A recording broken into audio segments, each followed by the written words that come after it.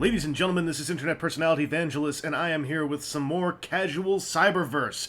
We had a bit of a long hiatus, but let me tell you all about what I learned while I was gone in my travels. I learned something about these Predacons, cyberverses. Basically, they can all hold their weapons in their mouths, and if you look at a bunch of them doing it all at once, like, it looks like they're all smoking the weirdest cigars. They're like this demented gentleman's club of bipedal and quadrupedal beast robots that are all like, puff, puff, yes, puff, puff. Anyway, the Rippersnapper is one of those three Predacons that, as of this recording, is still kind of hard to find.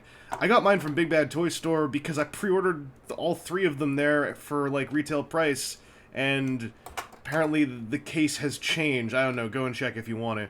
This guy is a little funny-looking, two-legged land shark thing with extra dragon added to his aesthetic over the G1 version. He looks weird, and the main thing that I think looks weird about him is, check out how wide his hip line is. Like, from this hip to this hip. That's enormous, man. From the side and from an angle, he actually looks pretty cool. But from, like, straight on or straight behind, I don't know. I do like the shape, though, of his body, like, ignoring his legs' weird hip placement. It's kind of cool, very unique, especially when you see how he turns into a robot. And as I said, his shatter steel bow can go in his mouth or on the side of his leg. Whatever you think works for a little dragon man to, I don't know. He's got some articulation. He's got ball-jointed hips. I guess it's one of the advantages of them being so funny-looking and sticky-outy is there's a lot of range on them. And for something else, there's also a hinge, so I guess he can do this. There, he's sitting down and he's doing hot yoga. There you go. And as you saw, his arms can move. They have a kind of soft detenting on them when you move them up and down. And that's really about it. So transforming this guy is really interesting. That's the most positive way I can put it. It's not bad, it's very interesting, but it tries to do, I think, way too much for a Cyberverse toy. And I like it when Cyberverse oversteps itself. But stuff like, you know, flipping these headpieces inside out, like, they're really thin, and you're folding the legs down, and everything is starting to feel just really thin. And then, there's all this, like, whoa! That's going to be something we'll talk about later. There's all this multi-jointed, interlockery stuff, and it's all on these tiny little, you know, swivelly hinge bits. I don't know. He doesn't suffer intensely for this. It's not like he's a bad toy. In fact, he's pretty solid in robot mode because there are these little holes and there are these tabs here, and they lock together pretty darn solid. But trying to get him into this position, especially the first few times, don't feel upset if you just end up, like, you know, pulling pieces apart, because he just feels really, really not flimsy. He just feels like he's supposed to be a bit bigger. And unlike, you know, dudes like this guy, who have a fairly involved transformation, Rippersnapper is just, like, he's just a little bit too complex for what he is, I think. But at the end of the day, you get a pretty good-looking robot when you flip the head up like this. Now, this head is really irritating, because it's on this little C-clip, right?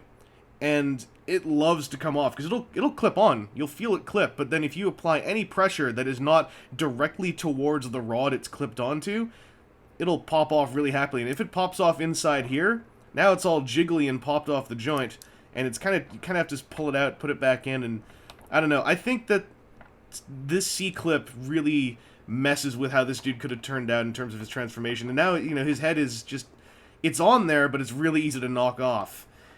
His head sculpt, though, is really cool. Like, I love the way it looks, and the paint on it is pretty sweet for such a tiny toy. His overall look is actually pretty good. I think that he ended up with a pretty strong robot mode silhouette, and he looks kind of beefy in the arms and a little bit thin in the legs, and not in a bad way. His dragon mode stuff forms a pretty suitable backpack.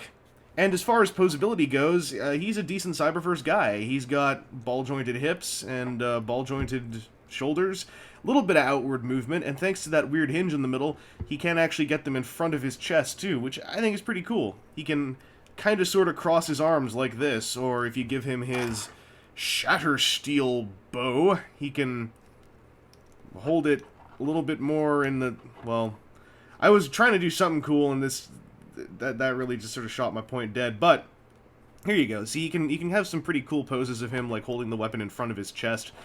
Anyway, Rippersnapper is kind of like a parallel Cyberverse Cliffjumper. He's really complex for what he is. The only bummer is that he doesn't really come out as solidly as Cliffjumper, and he, of course, is not as posable. But I love how his transformation leaves him with two very distinct silhouettes that do not look anything like each other. And, I mean, if you're getting all of the Abominnit guys anyway, you're probably getting this guy no matter what. But I can tell you that Rippersnapper is a really interesting Cyberverse toy, and hopefully yours just ends up being a bit more solid than mine. Anyway, this has been Internet Personality Vangelus, and, Casual Cyberverse continues, even when I need to go on my weird journeys, my soul walks to go and discover things like robot dragons using their guns in their mouths.